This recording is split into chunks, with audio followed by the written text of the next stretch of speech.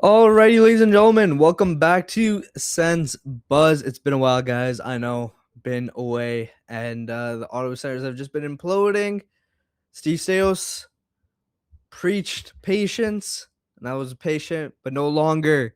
It is currently Wednesday, July 15th at 10:42 p.m., and I'm finally making a video about an honest Sens fan's reaction to all the trades that have gone down. Let's get into it. I guess we have to start at the very beginning. The Brady Kachuk trade. Now, I took a little bit of heat for this one. So if you didn't know, I thought that Mackie Semiskevich getting traded to the Seattle Kraken meant that Brady Kachuk would be safe from a trade. Now there was a little bit of rumors going around out there. I stood firm, and I still remain confident in this take that as long as Brady Kachuk got paid what he would get paid in an American market, he was fine with staying in Ottawa. All right. And maybe we don't get an answer to this for like the next 10, 20 years. Maybe, or you know what? He's got a podcast. We might actually get an answer to this eventually. I don't think that he was as out the door as people were saying. All right. I stand firm on it, not just because I was privy to some information from some source. Yo, absolutely not. That guy set me up for failure. Fuck that guy. You know what I'm saying? I am going to say this, though, that we kept saying for months that Brady Kachuk is so far away from actually being able to talk about a contract. Brady Kachuk is this far away from signing a contract. We can't even sign him right now. The amount of times that teammates have gone to bat for him, the amount of times the GM and the owner and the team has gone to bat for Brady Kachuk, I truly think that that was that relationship didn't sour as much as people think or have decided to think that it was. Now, either way, everything could have changed at that Steve Staios ex Brady Kachuk summit once he retreated to the United States. Again, I guess we'll never know, right? Obviously, Steve Staios felt the need to trade Brady Kachuk after meeting with him in the U.S., which, by the way, this guy left Ottawa to be fair, to go be with his wife who just had a child. But apparently what we're hearing is that's the meeting. Like, you just got swept by the Carolina Hurricanes and you're telling Ottawa, yeah, I'm only going to be willing to go to the Carolina Hurricanes. I mean, there's three other teams, but you know what I mean. Now that pissed me off. I'm not gonna lie. I thought Mackie Samiskevich getting traded out of Florida meant that we were in the clear. For real, I thought it was. I thought we were a-okay, baby. Right? Obviously not. Brady Kachuk on what was it? June 21st, 2026 was traded to the Florida Panthers for two first round draft picks in 2026, a conditional 2029 first round pick. I think the condition is top 10 or lottery protect. I forget now. And a 2027 second round pick for one Brady Kachuk. Yeah, that was a trade. That was definitely a trade. I mean, we hadn't really seen top 10 picks, even top 5. I don't think we've seen top 10 and top 5 picks be traded like this before, right? We saw two of them in this draft alone, and there was a potential for a third. Jason Robertson just didn't get dealt to Seattle. I don't blame him. I don't know what he's up to. Why is he not signed yet? Either way, that was definitely a trade. That was definitely a trade, and that's the nicest way I can say it. Steve Sales preached patience on this one, so we're gonna have to still be patient. I'm running out of patience a little bit, even though it's only been what 24 days, right? Maybe a little bit more is necessary, but at the same time, I'm watching teams around us get better. The Ottawa Senators were the ninth best team in the NHL last year. We traded our captain to the worst team in that second worst team in the Atlantic. Thank you, Toronto. But we traded him to the worst team. We kept him in the division, you know, for the ninth, the 25th, 27, whatever the hell whenever we drafted Lagerberg Hohen. Langerberg? Bro, it's Jaggerbaum. All right. I don't care. His name's Jaggerbaum. We traded Brady Kachuk for a bunch of magic beans. Now, with one of those magic beans, very quickly, We traded the ninth overall pick to the San Jose Sharks in exchange for William Eklund, for Kasper Holtonen, and for Brandon Svoboda. Svoboda. I don't know how to say that last name. Svoboda. I think that's how you say it. All three guys very highly, like, honestly, I'm actually very surprised that even Brandon Svoboda was very highly praised for a lot of different assets. Great frame, goes to the front of the net. He's going to have a lot of opportunity in the NCAA this year with a lot of the seniors on his team leaving. Kasper Haltonen, he played with Blake Montgomery in London, I'm pretty sure.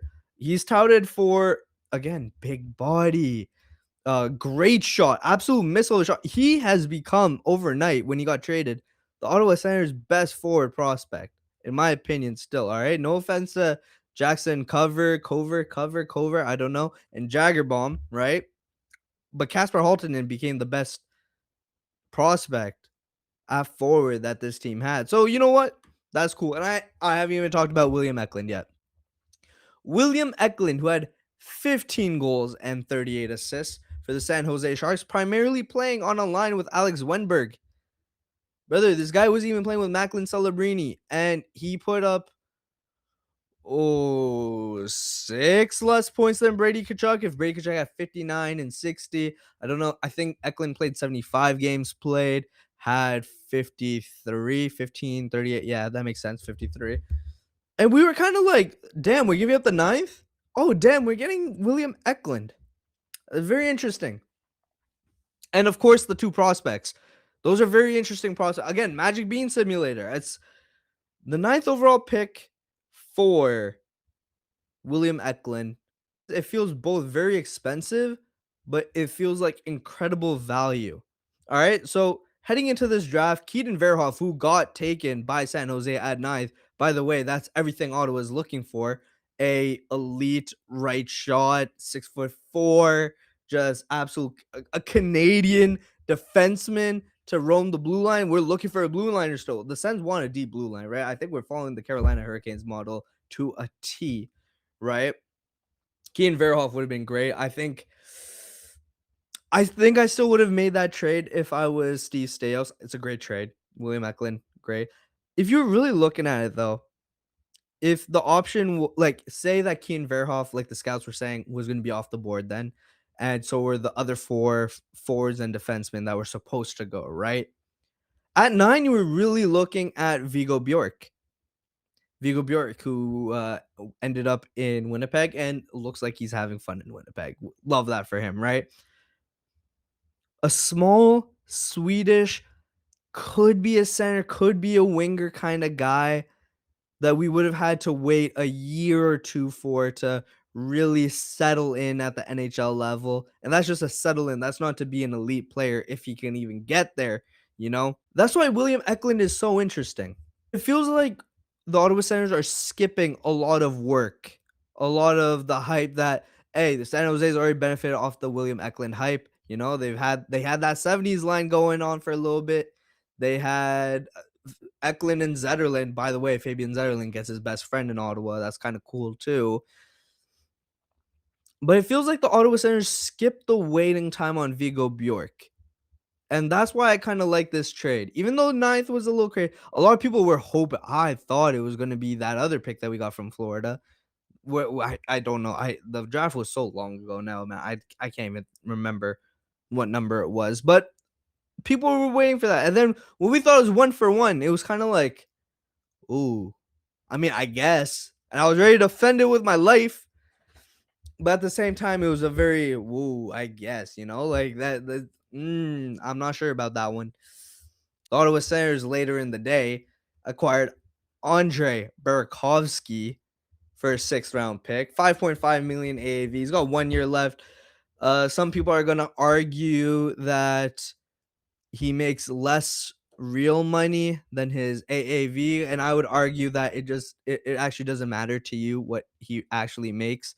That only matters to the owner, the person who signs his checks. What matters to you is that he makes 5.5 million against the cap. And yeah, especially after Anthony Mantha kind of signed for under $5 million for 2 years. I'm a little miffed. That's just me. I thought you could have used a sniper. Anthony Mantha kind of proved that he can do that. We've been interested in the past. That kind of made a lot of sense when you went for Andre Burakovsky and said, but anyways, take a step back. Fast forward to July 1st. July 1st comes, Lars Eller loses, or not loses anything. Sorry. He just runs his contract out. He's gone to free agency. Ottawa is left looking to fill in a hole, a gap, a top line winger who scored 22 goals, and a fourth line center who scored 5 goals. Up front, Ottawa lost 22 plus 5, 27 goals. What have we done with William Eklund, 15 goals, 38 assists? Like, Brady Tkachuk was a great playmaker last year. Like, look, Florida fans, I'm not going to sell you short. Brady Tkachuk, like, Sens fans can be salty all they want. I still firmly believe that on his day, best pound for pound power forward in the NHL. The only thing is, we haven't seen that since Four Nations. We haven't seen that Brady Tkachuk because he got injured at that Four Nations. And before that Four Nations, he was also on one of like the worst streaks of his career. Completely just, he went like over 10 games pointless. Came back from Four Nations injured. He missed the first 2 games. Ottawa lost those 2 games. I was crashing out. Came back, uh, and then turned into this playmaking power forward hybrid. You know, like he'll still get to the front of the net, slap the puck into the goalie's pads 2, 3, 4, 5 times a game, right? Fantasy NHL players, absolute wet dream right there. But I can say, but I can say for a fact, and this shouldn't come to a surprise for a lot of people, but I'll say it as a fact, we haven't had Brady Tkachuk, the one that we drafted, the one that we made captain, the one that challenged the Red Wings bench to a fight after what, beating them on a home and home series back to back, scored 6 goals apiece. We haven't had that Brady Tkachuk since February of 2025. And in the past, without Brady Tkachuk, we've been kind of like, every time that he'd be gone, we'd be like, all right, so who's going to step up? Who's going to step up this time?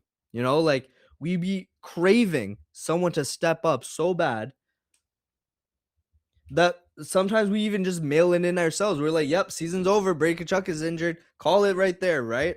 Even I'm guilty of doing that a couple times as well. Like, for example, in February of 2025, when he missed the first 2 games back from Four Nations. The key that I want to talk about, though, is that, again, I can't understate this. Again, I can't say this enough. Brady Tkachuk hasn't been that guy for the Sens in a very, very, very long time.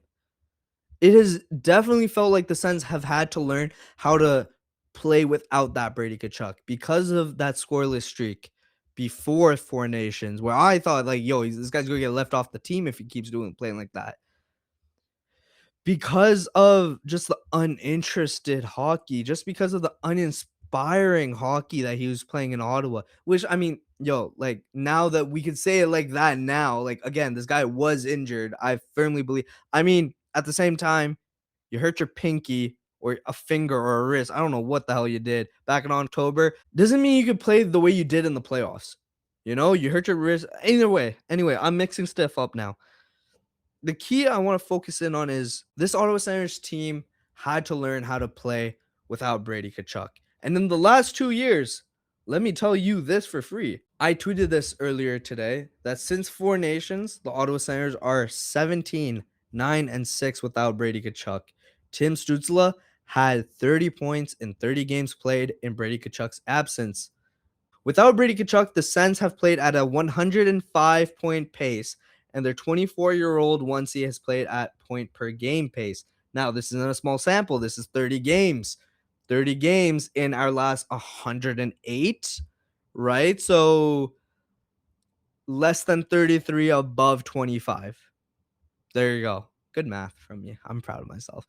It's not a small sample, and the Ottawa Senators have done really well. Tim Stützle has been separated from Brady Tkachuk for a long time. Tim Stützle has learned how to play hockey by himself. 30 points in 30 games played without Brady Tkachuk. Your next highest paid winger, right? Because Cousins and Pinto, centers. Even though Cousins has played out on the wing for Tim Stützle.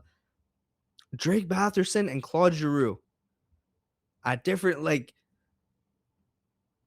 those have been the best wingers that Timmy's had. And in a lot of ways, we've kind of seen the shift of the guard. We've kind of seen Claude Giroux obviously take a step back, Father Time. Brady Tkachuk take a step back due to injuries and now seemingly not caring, which I don't really accept that either, to be honest.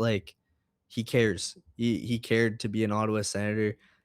This idea that he was checked out for multiple years and whispering to people that, yo, I'm out of here, I'm out of here. Shane Pinto just came out and said on TSN 1200 that, yeah, this was kind of a surprise to everybody in the room that he got traded, because even his brother said that Brady Tkachuk is an Ottawa lifer, for lifer.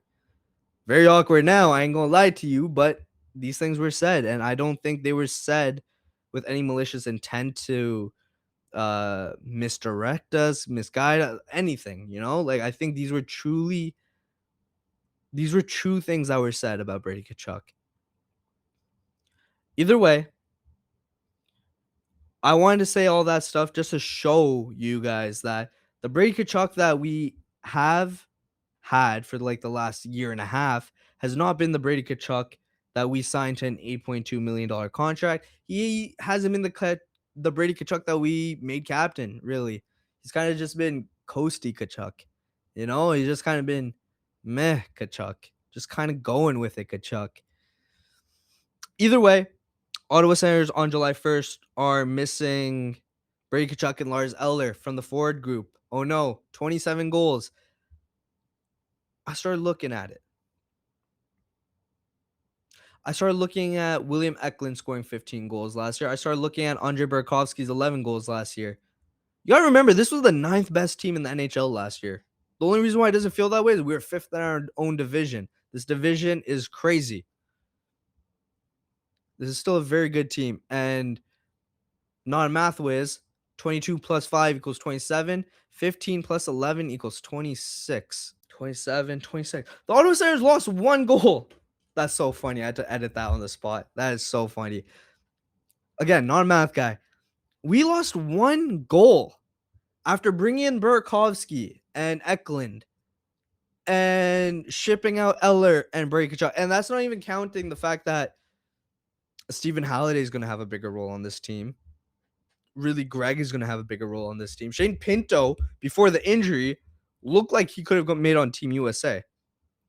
Shane Pinto was on a torrent pace. Can he do that for 50, 60, 70 games played? I hope so, right?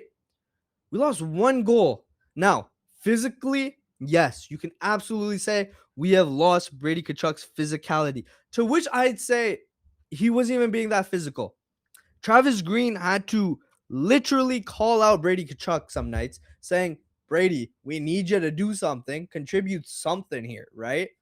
That's not to say that he doesn't throw hits, but I will say that Dylan Cousins on most nights last year looked more like Brady Tkachuk. And you can, this isn't just copium. But here's the thing. He's just not been that great. And the Ottawa Senators have quite literally replaced his goal scoring and Lars Eller's combined through Andrei Burakovsky and through William Eklund. Kind of diabolical. 9th best team in the NHL, and we got 1 goal worse. Nick Jensen is gone. He was gone for most of the year. He played like crap for most of the year. Again, that was because of a hip injury, hip surgery, whatever the hell it was, right? He wasn't good. He was not good. Now we got Kari Yakimchuk coming up. Not to even mention what we did in net. All right, look. Sam Ersson, again, I think $2.2 million for 2 years. It's too much money. It's too many years. I don't like it. The thing is, I am not even going to mention that Four Nations bullshit, all right? That is such a dumb excuse. Oh, Sam Ersson played with Linus Ullmark at Four Nations. I don't care about that. The only thing I'm going to say is The Ottawa Senators had the worst goalie in the NHL statistically, analytically, just vibes wise, right? Levi Merlainen was off it all year. Sam Ersson might have been a bottom 5 goalie himself. That is still technically an upgrade on Levi Merlainen. I'm sorry to say that, all right? Another thing is he's moving from Philadelphia to Ottawa. People are saying, hey, better defensive system, to which I'd say Philly was actually pretty good defensively last year as well. Rick Tocchet, Travis Green, coach a very similar style of hockey.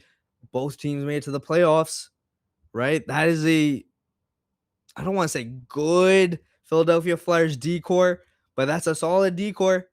I think they're just missing a Sanderson that we've got, you know? I think at this point anybody was better than Levi Merlainen, and I kind of want him to grow a little bit more too, just see how he handles this adversity, how he handles a setback in his own development. I want to see him bounce back from this, right? We could not get any worse in net. We got better. Where's goaltending in the NHL last year? Or bottom 3 by the end of it, because it kind of got better towards the end there. Still a top 10 team in the NHL. Lost 1 goal up front. Lost Nick Jensen, put Carter Yakimchuk in. I don't care. I don't care who you are, where you come from. This Ottawa Senators team is much better. I'm not going to pretend like it isn't. The problem is everybody else in the division got a lot better as well. Maybe not Detroit, not yet. I don't know what they're going to. If they trade Dylan Larkin for Jason Robertson, yes, they got a lot better. Like, that's crazy scam that they're running over there. I don't even know how they end up pulling that off. Good for them if they do. But yeah, after that, nothing else really happened. I think the last thing that we have to kind of talk about, Claude Giroux obviously re-signing in Ottawa. It got close there. We thought it was Philadelphia. Some people thought it was Edmonton. Toronto thought they had a chance. I'm just happy Montreal never had a chance. Yeah, Claude Giroux, welcome back to Ottawa. The Sens have a lot of forwards. We've got a lot of forwards. I've got the lines. Hold up. I've got the lines open in front of me now. Our top line is looking like William Eklund, Tim Stützle, Fabian Zetterlund. Then we got Ridley, Greg, Dylan Cousins, Drake Batherson. I don't know about Zetterlund on that top line, but that's a problem for another time. Fogle, Pinto, Amadio, which, by the way, Nick Cousins was the winger on this third line, which gave Shane Pinto and Michael Amadio Selke votes. I don't think they're going to take Nick Cousins off that line. Fogle, Halliday, Burakovsky. Giroux is not even mentioned on daily faceoffs lines.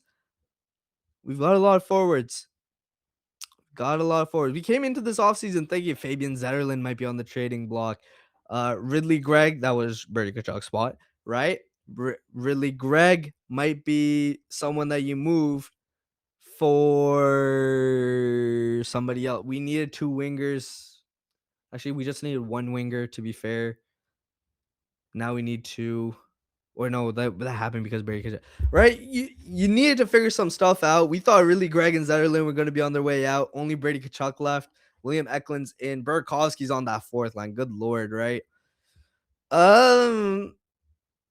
Look, the way I see it, William Eklund, good top 6 winger. Tim Stützle, bona fide 1C. Zetterlund is a 3rd line winger, even though he wasn't a 3rd line winger on the Sens. Greg, you kind of want more production out of him, but he's been really solid defensively himself. Really, like Cousins, Brady, Greg, that was our identity. That line did really well, even though they didn't score at 5v5 a lot. That line did really well. Like just they look good every night, you know. Brady Tkachuk could have scored him a couple more goals, so could Dylan Cousins, so could really Greg, who we need to take another step now.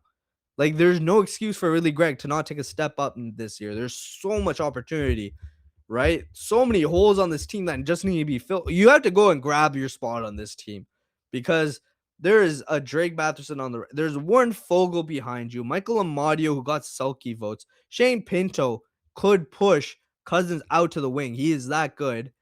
Nick Cousins played 3rd line for us last year. Stephen Halliday, he's hungry.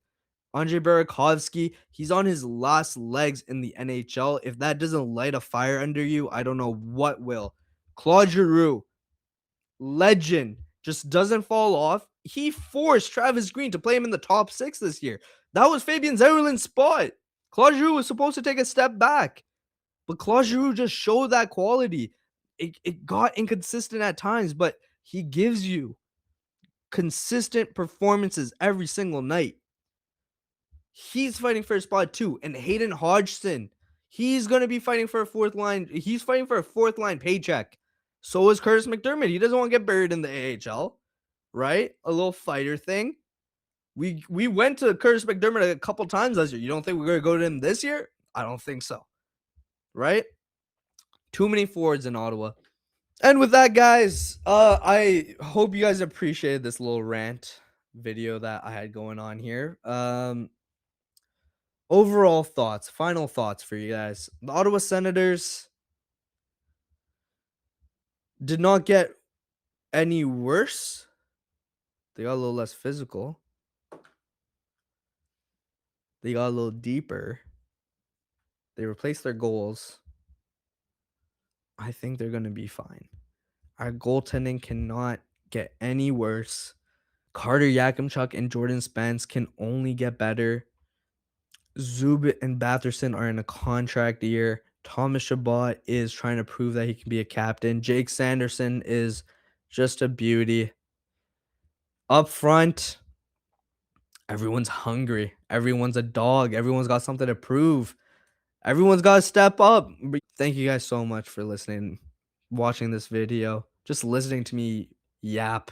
I appreciate you guys so much. Have a great rest of your day, night, whenever you're watching this. Peace.